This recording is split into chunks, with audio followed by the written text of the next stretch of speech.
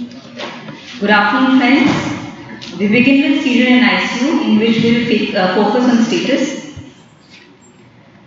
What do we mean by generalized convulsive status epilepticus according to the recommendation? More than equal to 5 minutes of continuous seizures or more than equal to discrete seizures between which there is incomplete recovery of consciousness. Please pay attention to more than equal to. Okay, more than equal to 5 minutes or more than equal to discrete seizures in which there is incomplete recovery of consciousness is called convulsive status epilepticus. When do we call it a refractory status epilepticus? When patient continues to experience either clinical or electrographic seizures after receiving adequate doses of an initial benzodiazepine followed by a second acceptable anti-epileptic drug. That is called a refractory status epilepticus. Coming to non-convulsive status epilepticus, it is defined as status without prominent motor symptoms for more than equal to 10 minutes. That was more than equal to 5 minutes. Non-convulsive without motor symptoms for more than equal to 10 minutes.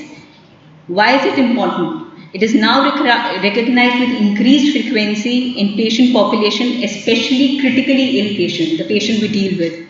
It can either be with coma or without coma. Without coma, patient is usually in altered behavior pattern. So in such patient also suspect non-convulsive status epilepticus.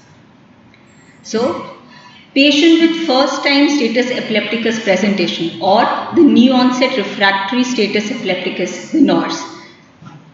So NORS is defined as any seizure without a clear acute or active structural toxic metabolic cause occurring in a patient without active epilepsy or other pre-existing relevant neurological disorder. So why is it important to know? Whenever a patient presents with a refractory status epilepticus, you do not find a cause, it is the first episode. Such patients do not readily respond to any anti-seizure drugs that we give. The mortality and morbidity in this set of group of patients is very, very high, and fatality rates can go up to as high as 30%. Only about 20% of these patients, they return to their baseline health. So NORS, a modality we need to be aware of. So why status epilepticus is so important? Because it has a long-term consequences onto the patient's health, causing permanent neuronal death, neuronal injury and alteration in neuronal network depending on the type and the duration of seizure. So as we can see from this slide, convulsive status epilepticus, if the patient presents to us, the mortality rate at 90 days is approximately 19%. In non-convulsive status epilepticus, at 30 days itself, we can see the mortality is as high as 65%. Whereas status epilepticus refractory, the mortality is approximately 39%. From this we can see the non-convulsive status epilepticus has the highest mortality of around 65%. Also, if the patient does not die, the morbidity and the neurological disability post-discharge is very, very high in this set of patients. So, non-convulsive status epilepticus, what are the factors associated with poor outcome? It is the underlying etiology why the patient has seizures. Patient with severe mental status impairment, and longer the seizure duration, longer will be the morbidity of the patient. So what are the etiologies of the convulsive status epilepticus? It can either be acute symptomatic or it can be remote symptomatic. Acute symptomatic we mean there is an acute medical or structural cause that is recent in origin. It accounts for approximately half of all cases, or it can be remote symptomatic, where there is an earlier lesion and on which there is a superimposed new metabolic, infectious or pharmacological stressors such as uremia or a change in medication. Various etiology in these two subgroups include, it can be an acute structural brain disease, it can be certain infection. Stroke is the most common cause of seizure, especially in the older patients. There can also be, as I said, a remote or long-standing structural brain injury, anti-seizure drug non-adherence or discontinuation in patients with prior epilepsy. So take history of previous seizures and the drug intake. Various withdrawal syndromes can precipitate, like alcohol withdrawal can present as seizures. Metabolic abnormalities, very, very important, coming to them. Hypoglycemia, as we know, hypoglycemia is something that we need to rule out in all patients presenting with seizure. Associated with prodromal symptoms of hypoglycemia like diaphoresis, tachycardia, anxiety and confusion. Hyperglycemia also can cause seizure, especially non-ketotic hyperglycemia. It occurs in diabetic older adults and can cause focal motor seizures. Hyponatremia. Seizures are associated with precipitous fall in sodium levels. Prodrome include confusion, depressed level of consciousness, and is associated with very high mortality. We all know, avoid rapid correction of severe hyponatremia. Hypocalcemia usually occur after thyroid or parathyroid surgery or in association with renal failure, hyperparathyroidism or pancreatitis. Prodrome include mental changes and tetany. Hypomagnesemia again can cause seizure, especially at levels below 0.8 millicoulomb per liter, and it may be accompanied by hypocalcemia. Uremia usually presents in myoclonic seizure and can occur in approximately 10% of patients with chronic renal failure, usually late in the course. Seizures can also occur as a part of dialysis disequilibrium syndrome associated with headache, nausea, muscle cramp, irritability, confusion, depressed level of consciousness. If you cannot find anything, always look for porphyria. Certain drugs and their overdoses causes lowering of seizure threshold. I've included the seizures that we commonly use. Look at the antibiotics, imipenem, high dose of penicillin, cefepime, quinolones, metronidazole and isoniazid. All these lower the seizure threshold. So please, in a patient admitted in ICU or in the ward, patient has a new onset seizure, look for precipitating drugs. So coming back to non-convulsive status epilepticus, we know seizure without prominent motor symptoms lasting for more than equal to 10 minutes. So approximately 8 to 20% of comatose patients who have not had any clinical seizure activity will have EEG finding consistent with NCSE. The incidence in comatose patients is approximately 80 to 20%. What are the risk factors in our critically ill patient in whom we will suspect non-convulsive status epilepticus? Patient with severe alteration in consciousness, clinical seizures prior to beginning of monitoring. In those patients also, patient continues to be drowsy, think of non-convulsive status. Younger patients, especially children, they might be having a non-convulsive status epilepticus.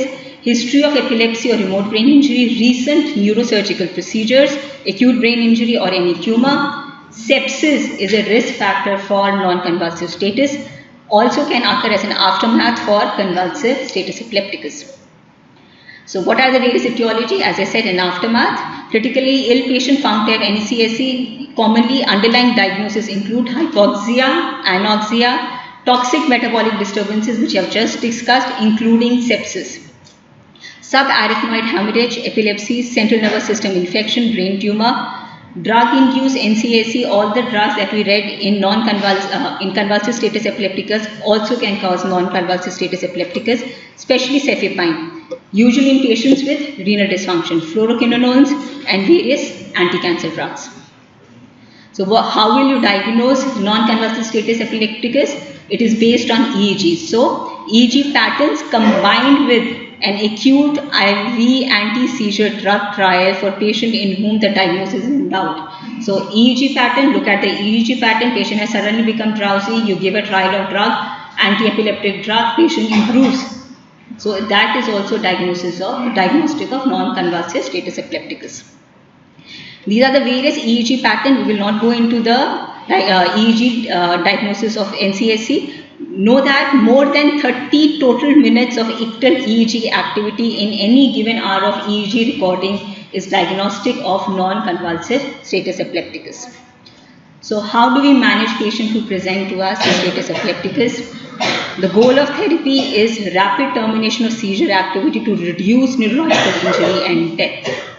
So this is the algorithm we all know, proposed by American Epilepsy Society. So we'll go through it step by step. First is the stabilization phase. The recommendation is for the first hour, 0 to 60 hours.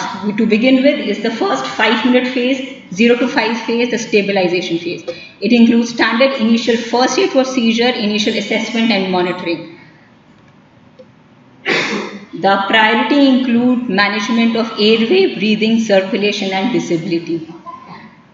It does not include giving any anti-epileptic drug in the first 5 minutes. So assess your oxygen, give oxygen by nasal cannula. Hypoxia is a cause of seizure. Consider intubation if respiratory assistance is needed. Initiate ECG monitoring, collect finger stick blood glucose.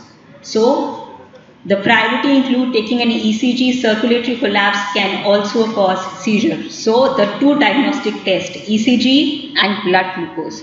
So blood glucose less than 60 mg per deciliter. In adults, give 100 mg of thiamine, IV followed by 50 ml of 50% dextrose. So this is the first minute of stabilization phase. Attempt your IV access. You can control, you can give any drugs if you have IV access. As soon as you take an IV access, attempt taking an electrolyte, hematological samples, toxic screen if appropriate, and if appropriate, go for the history. If the patient was on any anticonvulsant, go for anticonvulsant drug levels. This is your 5 minutes of stabilization phase. If the patient continues to throw seizures, we come to the initial therapy phase, lasting for 5 to 20 minutes of seizure activity. When it is clear seizure requires medical intervention. What do we mean? We have checked our glucose, we have seen our ECG, we have seen our oxygenation level, we have tried to correct all the parameters. See, patient continues to throw seizure. So your first line of drug is a benzodiazepine.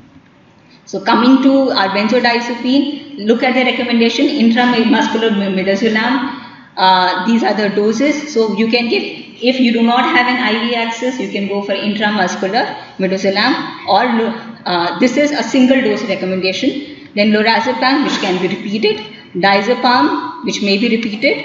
If nothing is available, also you can give phenobarbital, rectal diazepam, or intranasal midazolam also. Seizure continues, we have given our benzodiazepine, then we go to the second therapy phase. That is 20 to 40 minutes of seizure activity. Remember the definition of refractory status epilepticus.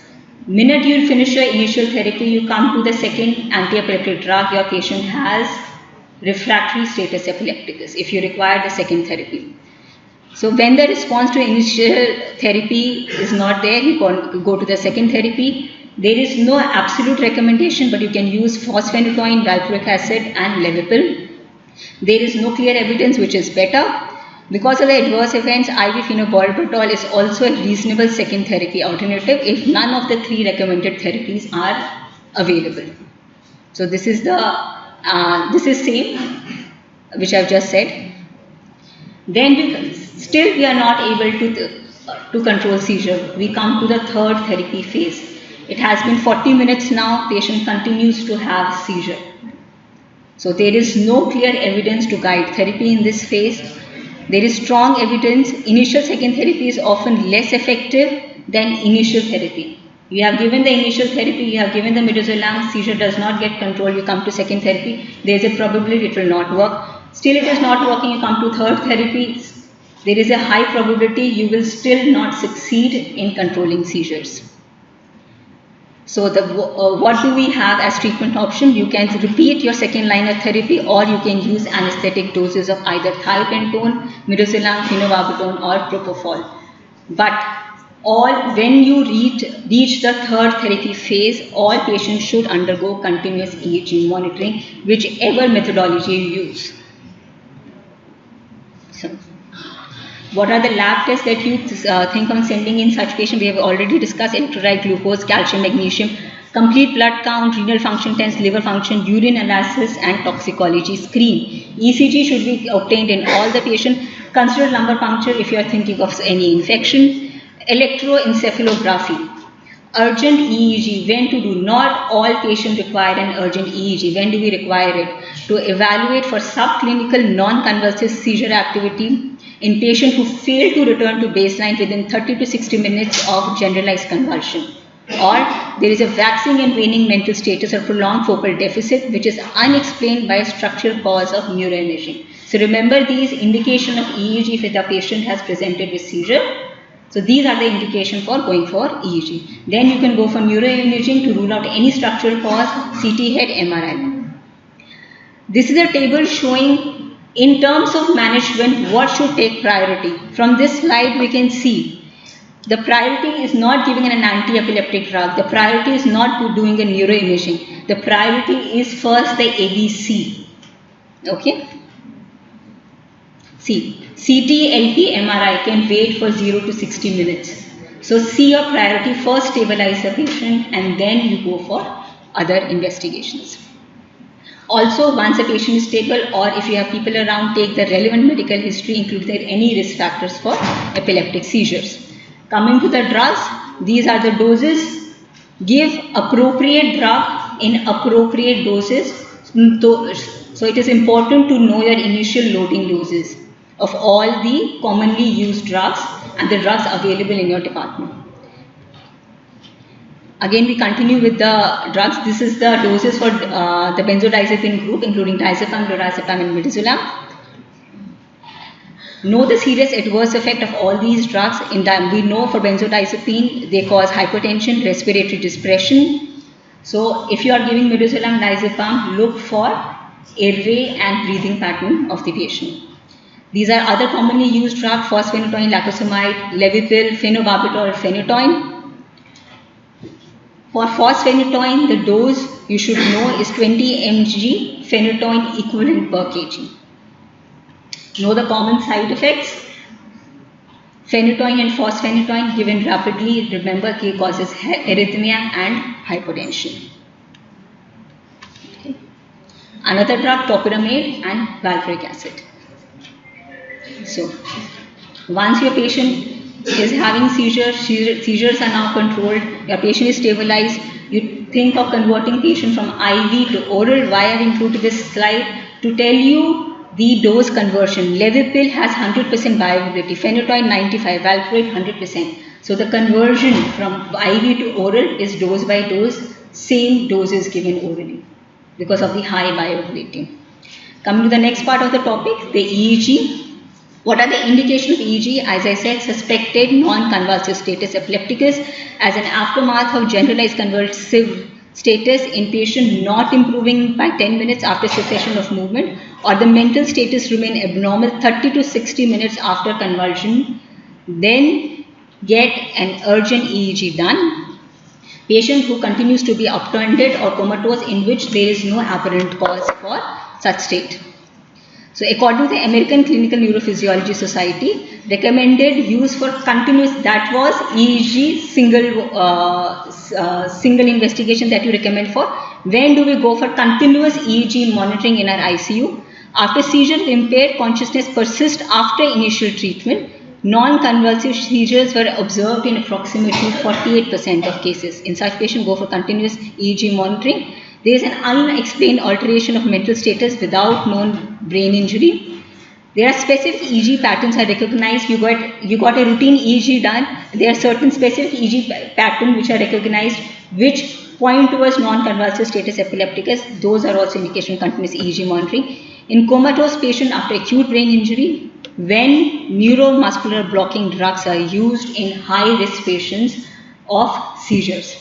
In all patients receiving neuromuscular blocking drugs, high-risk patients go for continuous EEG monitoring. What should be the duration of continuous monitoring? It should be initiated as soon as possible. Recording should be of at least 24 hours. About 80 to 95% of the patients with non-convulsive seizure can be identified within 24 to 48 hours. Hence, some of the recommendation also says that continue EEG monitoring for 48 hours, but at least for 24 hours. What are the other uses of EEG apart from monitoring of seizures?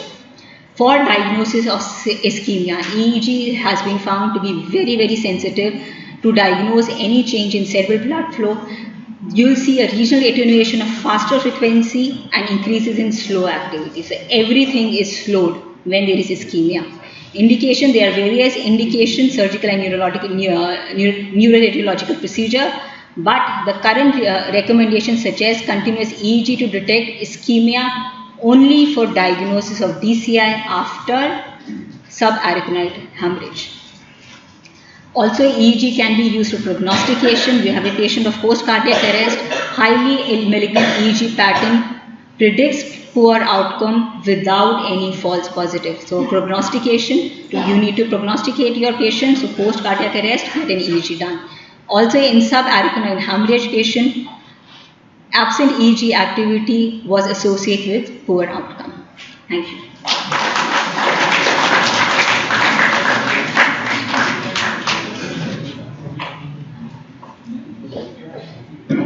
Thank you, Dr. Ruchi.